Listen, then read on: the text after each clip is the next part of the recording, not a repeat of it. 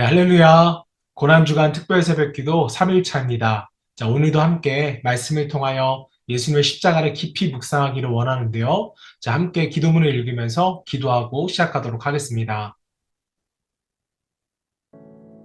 죄와 사망의 길을 걸어가던 저희를 살리시기 위해 십자가를 지신 주님, 저희들을 사랑하사 말씀을 묵상하고 예배하는 자리에 불러주심을 감사드립니다. 홀로 외로이 십자가를 지고 세상의 모든 죄를 지고 가신 하나님의 어린 양 예수 그리스도를 찬양합니다. 오늘도 주님 앞에 고개 숙여 찬양하며 예배하는 주의 백성들에게 은혜를 부어 주옵소서. 부족한 저희들을 사랑하사 주님의 자녀로 삼으시고 은혜와 사랑을 덧입혀 주심을 감사드립니다. 고난주간 셋째 날 세상의 힘과 권력이 아니라 예수님이 달리셨던 능력의 십자가를 바라보게 하시고 소망 없는 이 시대 속에서 하나님의 진리와 하나님의 말씀과 십자가의 능력을 가지고 살아가게 하옵소서. 하늘의 미랄이 되어 인류를 구원하신 예수 그리스도의 마음을 우리도 갖게 하옵소서. 고난주간 특별 새벽기도의 가운데 하나님의 은혜가 풍성하게 부어지기를 기도합니다. 흩어진 저희들의 마음을 모아 하나님만을 높이게 하시고 하나님만을 기억하며 나아가는 시간이 되게 하옵소서. 우리의 첫 마음이 주님이시게 하시고 우리가 듣는 첫 음성이 주님의 음성이게 하시며 우리가 보는 처음 것이 주님의 얼굴이게 하옵소서. 예수님의 이름으로 기도드립니다. 아멘. 네, 오늘 우리가 함께 묵상할 말씀은 빌립보서 3장 4절에서 12절까지 말씀입니다. 사도 바울이 빌립보 교인들에게 이 율법주의에 맞서 하나님의 의를 가르치고 또 강조하고 있는데요. 함께 말씀을 묵상하면서 읽어보도록 하겠습니다. 그러나 나도 육체를 신뢰할 만하며 만일 누구든지 다른 이가 육체를 신뢰할 것이 있는 줄로 생각하면 나는 더욱 그러하리니 나는 8일 만에 할례를 받고 이스라엘 족속이요 베냐민 지파요 히브리인 중에 히브리인이요 율법으로는 바리새인이요 열심으로는 교회를 박해하고 율법의 의로는 흠이 없는 자라. 그러나 무엇이든지 내게 유익하던 것을 내가 그리스도를 위하여 다 해로 여길 뿐더러 또한 모든 것을 해로 여김은 내 주 그리스도 예수를 아는 지식이 가장 고상하기 때문이라. 내가 그를 위하여 모든 것을 잃어버리고 배설물로 여김은 그리스도를 얻고 그 안에서 발견되려 함이니 내가 가진 의는 율법에서 난 것이 아니요 오직 그리스도를 믿음으로 말미암은 것이니 곧 믿음으로 하나님께로부터 난 의라.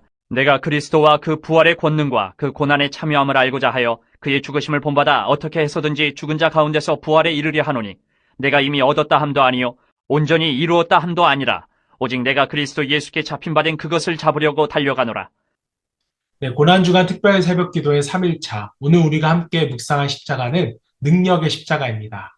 자, 벌써 특별 새벽 기도회를 통하여서 말씀을 묵상한 지가 3일차가 되었는데요. 자, 우리가 오늘 능력의 십자가를 바라봄으로써 능력을 받아 누리기를 먼저 주님의 이름으로 축복합니다. 자, 우리 주위를 보면 이 건강을 자고했던 사람이 어느 날 갑자기 쓰러지셔서 돌아가신다거나 아니면 큰 후유증을 겪는 분들을 보게 됩니다. 자, 이런 분들은 대개 뇌졸중이나 또 심근경색 또는 동맥경화로 인해서 갑작스럽게 쓰러지시는 경우가 많은데요. 자, 이런 질병은 혈관에 찌꺼기가 쌓여서 혈관이 막히거나 또 터질 때 생기는 병들입니다. 자, 굉장히 치명적인 병들인 것이죠. 자, 저는 마찬가지로 건강한 교회에도 또 신앙인에게도 갑자기 치명적인 타격을 주는 또 심지어 교회와 개인의 신앙을 쓰러뜨릴 수 있는 심각한 병이 있다고 생각합니다. 자, 초대 교회들에게도 심각한 문제를 일으켰던 바로 율법주의라는 병인데요. 자, 오늘날에도 이 율법주의는 우리가 신앙생활 하는 데 있어서 치명타를 줄 수 있는 병과도 같습니다. 자, 율법주의라는 것이 무엇입니까? 믿음 하나 가지고서는 구원받을 수 없다. 율법을 지키고 행하여야지만 구원을 얻는다고 생각하는 것이 바로 율법주의입니다. 초대교회 안에서도 구원의 방법에서 믿음이 아니라 율법주의가 더해지면서 혼란과 분열이 일어나게 된 것입니다. 자, 때문에 사도 바울은 이 서신을 보내면서 율법주의, 즉 이단 사상을 경계해야 된다고 조언하고 있는 것입니다. 자, 여러분, 저는 이단 사상을 분별하는 것은 위조 지폐를 감별하는 훈련과도 같다고 생각을 합니다. 자, 위조 지폐를 분별하는 사람은요, 진짜 지폐의 특징을 아주 깊이 공부한다고 합니다. 자, 위조 지폐는 사실 잘 보지도 않는데요. 자, 왜 그러냐면 위조 지폐는 날이 갈수록 발달해서 수십, 또 수백 가지가 나오기 때문에 다 공부하기가 어렵다고 합니다.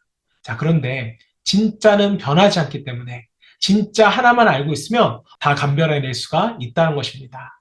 자, 마찬가지로 교회도 진짜를 제대로 배우고 가르칠 수 있어야 합니다. 자, 우리가 오늘 묵상하는 하나님의 말씀이 진짜인 것을 깨닫는다면 우리 안에 아무리 이단 사상이 들어온다 할지라도 진짜와 가짜를 우리가 구분해낼 수 있는 것입니다. 자, 그래서 진리의 말씀은 우리가 계속해서 반복하고 또 반복해서 들을 필요가 있는 것입니다. 자, 오늘 빌립보 교회를 생각할 때 사도 바울은 할례를 주장하는 율법주의자들의 활동에 대해서 너희가 경계하고 또 삼가해야 한다고 말합니다. 자, 그리고 적극적으로는 하나님의 성령으로 봉사하면서 오직 예수 그리스도만을 자랑해야 된다고 가르치고 있습니다.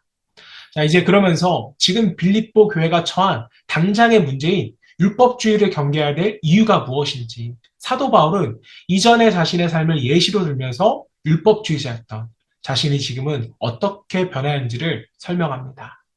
자, 먼저 바울은 율법주의자들의 특징을 말하는데요. 본인의 특징이기도 했습니다. 오늘 본문 4절에서는 이렇게 말합니다. 읽어드리겠습니다. 그러나 나도 육체를 신뢰할 만하며 만일 누구든지 다른 이가 육체를 신뢰할 것이 있는 줄로 생각하면 나는 더욱 그러하리니. 자, 보시면 율법주의자들은 육체를 자랑한다는 거예요. 여러분, 육체라는 게 뭘까요? 오늘날로 말하면 스펙입니다. 자신의 혈통, 자신의 학력 등을 자랑하는 것인데, 자, 당시 시대의 스펙만으로 봤을 때 사도 바울은요, 최고를 자랑했다는 것입니다. 자, 이어서 5절, 6절을 보겠습니다. 나는 8일 만에 할례를 받고 이스라엘 족속이요, 베냐민 지파요, 히브리인 중에 히브리인이요, 율법으로는 바리새인이요, 6절, 열심으로는 교회를 박해하고 율법의 의로는 흠이 없는 자라. 자, 바울은 말씀해 보시면 유대인으로서 네 가지 육체적 자랑을 말했는데요. 자, 보시면 8일 만에 할례를 받았습니다. 자, 할례는 아브라함의 자손임을 증명하는 종교적인 의식이었습니다. 즉, 자신은 유대인으로서는 흠이 없는 정통 유대인이라는 것입니다. 또 이스라엘 족속이라고 사도 바울은 말했는데요. 자, 이것은요, 유대인들이 가장 자랑스럽게 이야기하는 이름이 바로 이스라엘입니다. 자, 야곱의 12지파에 속한 자녀라는 것을 분명하게 드러내는 표현이고요. 자, 세 번째로 베냐민 지파라고 말합니다. 자, 베냐민이 야곱이 가장 사랑하는 자녀들 중에 하나였습니다. 자, 사실 베냐민 지파는요, 인구가 많지 않은 오히려 소수였지만 엘리트 지파였습니다. 자, 이스라엘의 초대 왕 사울이 바로 베냐민 지파였죠. 자, 그리고 네 번째는 히브리인 중에 히브리인이었다는 것인데, 당시의 유대인은 헬라파 유대인과 히브리파 유대인으로 나뉘었습니다. 자, 헬라파 유대인은 혈통으로는 유대인이지만 이제 문화적으로는 다른 민족과 섞여져 있었고, 자, 그리고 히브리파 유대인은 혈통과 문화까지 다 히브리였기 때문에 사람들에게 더 인정을 받았다고 할 수가 있겠습니다. 자, 이렇게 바울은 유대인으로서 네 가지 자랑을 한 다음에 이제는 율법주의자로서 자랑을 세 가지 더합니다. 자, 5절 마지막부터 보시면 율법으로는 바리새인이라고 말합니다. 자, 바울은 잘 알다시피 이 가말리엘의 문화생에서 율법 교육을 받았던 사람인데 그 문화에서 수자였습니다. 자, 요즘으로 비교하면요, 서울대 법대에서 수석을 하고 또 앞으로 서울대 법대 교수가 될 사람이었다는 것이죠. 자, 그 누구보다 율법에 정통했다는 것입니다. 자, 두 번째로 6절에서는 교회를 열심으로 박해했다고 말해요. 자, 물론 나중에 사도 바울이 이것을 후회하고 회개했다고 하지만, 자, 당시 유대교가 기독교를 박해하는 것은요, 굉장히 자랑스러운 일이었고 미덕으로 생각했습니다. 자, 그리고 마지막 세 번째로 율법의 의로는 흠이 없는 자라고 말합니다. 자, 바울은 유대교의 종교적 규율에 의해서 자신의 생활을 판단할 때 전혀 양심의 가책을 받지 않았다는 것입니다. 기도면 기도, 헌금이면 헌금, 구제면 구제, 또 겉으로 드러나는 모든 율법적 행위는 다 지금 지켰다는 것입니다. 자, 바울의 이런 모든 설명을 여러분 종합해 보면 바울에게 딴지 걸 수 있는 사람은 아무도 없었다는 거예요. 말 그대로 흠이 없었다는 것인데요. 자, 그런데 이렇게 유대인으로나 또 율법주의자로서 완벽했던 그가 이 많은 자랑을 자신의 의로 여긴다는 것이 아니에요. 오히려 지금은 그 반대입니다. 자, 바울이 뭐라고 말하고 싶어서 앞에 이렇게 말했는지 7절, 8절 말씀을 보겠습니다. 자, 그러나 무엇이든지 내게 유익하던 것을 내가 그리스도를 위하여 다 해로 여길 뿐더러 또한 모든 것을 해로 여김은 내 주 그리스도 예수를 아는 지식이 가장 고상하기 때문이라. 내가 그를 위하여 모든 것을 잃어버리고 배설물로 여김은 그리스도를 얻고. 자, 말씀을 보시면 앞서 말한 모든 자랑거리, 자신만 자랑거리를 생각하는 것이 아니라 모든 사람들이 부러워하는 자랑거리를 지금 뭐라고 말하고 있나요? 해로 여기고 배설물로 여긴다고 고백을 하는 것입니다. 자, 그리고 이제는 예수 그리스도만이 나의 가장 귀한 것으로 여기겠다고 고백합니다. 자, 여러분, 바울은 어떻게 자신의 육체적 자랑거리를 해로 여기고 배설물로까지 여기게 될 수 있었던 것일까요? 자, 오늘 이게 중요한 묵상의 주제인데, 자, 바울이 예수님을 알기 전까지는 율법으로 자신이 구원받을 수 있다고 믿었기 때문이었습니다.